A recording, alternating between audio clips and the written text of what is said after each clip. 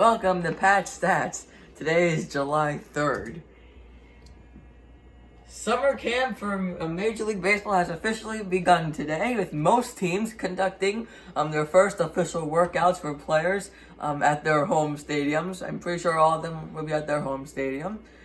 They also officially tested every single player and staff member for the coronavirus, and 38 out of 3,100 about were positive, which is 38 more than we would like, but certainly not the worst case scenario. 31 or 2 of those, I think, were of players.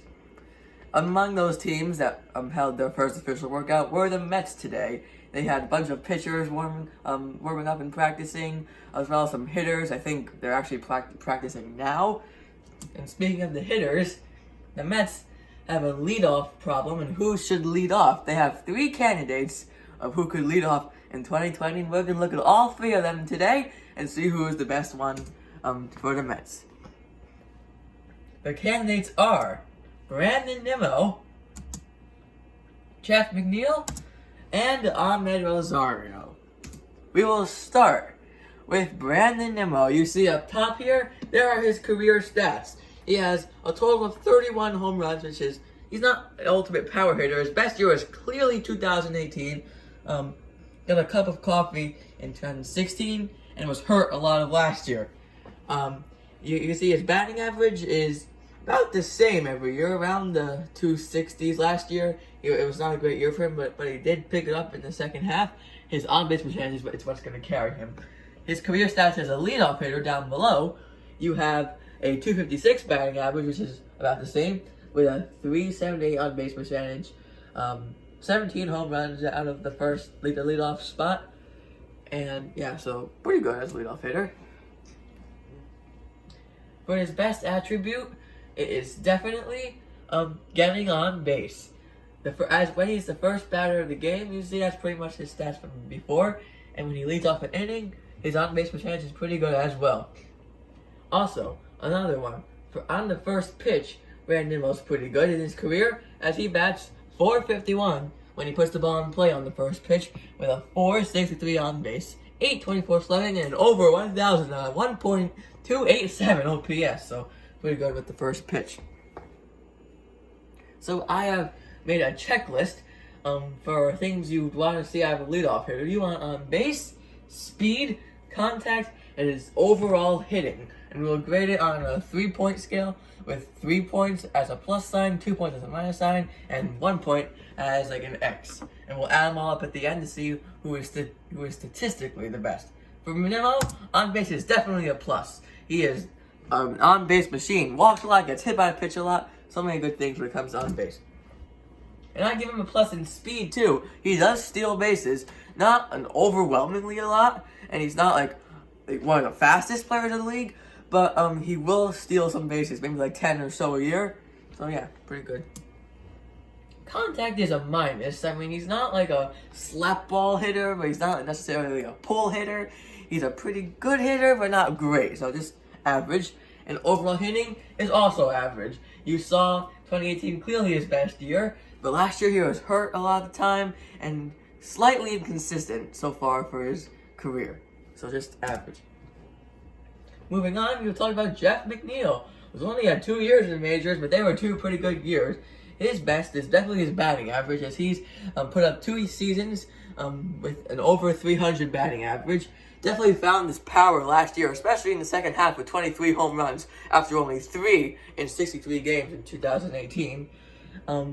He has pretty good on base, and also very good slugging and OPS. And for his career stats as a leadoff hitter, he bats .320 with a .386 on-base percentage, .521 slugging, and a .907 OPS. He has 16 home runs, 57 RBIs, and he's had 92 games as a leadoff hitter.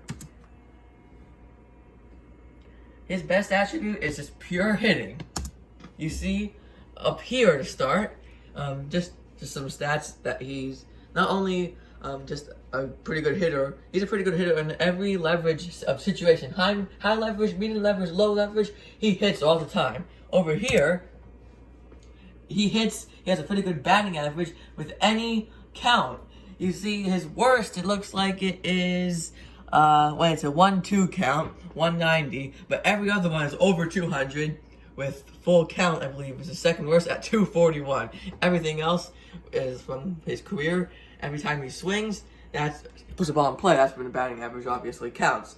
And also for pure hitting, you might want to check out the video I made called Jeff McNeil's Spray Charts. And he explained every reason why Jeff McNeil was a good hitter in that video. So go check that out. And for the checklist, his on base is a plus. He gets on base by simply hitting the ball. Speed is a minus. He's not slow, but he's not fast. So that's just average for me.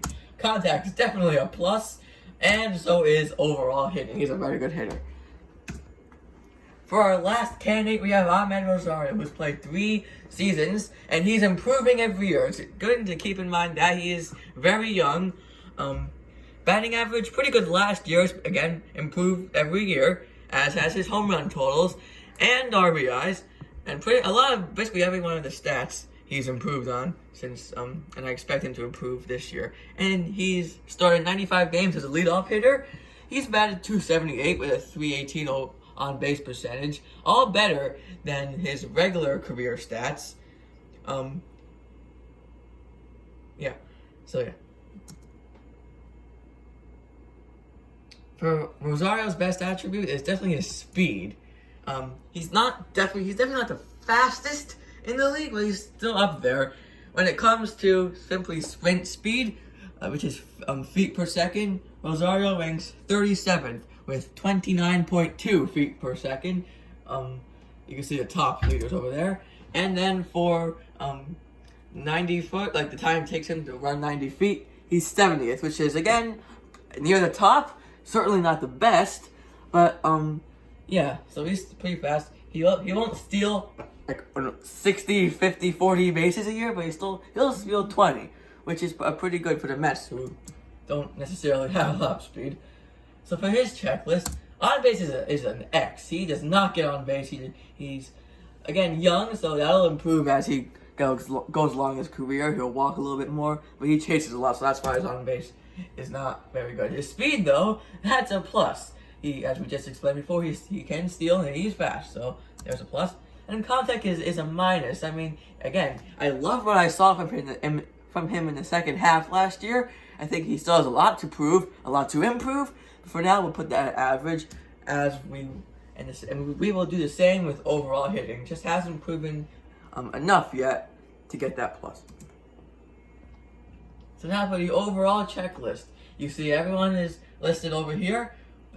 Brandon Nimmo comes in with 10 total points, Jeff McNeil with 11, and Ahmed Rosario with 8. So statistically, Jeff McNeil should be the Mets leadoff hitter. But should he be? Because you have to think about what fits the team. I would rather have Jeff McNeil batting second than Brandon Nimmo batting second. And if you don't want to have Nimmo batting second, I feel like putting Nimmo 8th and Rosario 9th doesn't really make a lot of sense. Because I feel like they both have speed, and you don't want to put them both at the end of the lineup.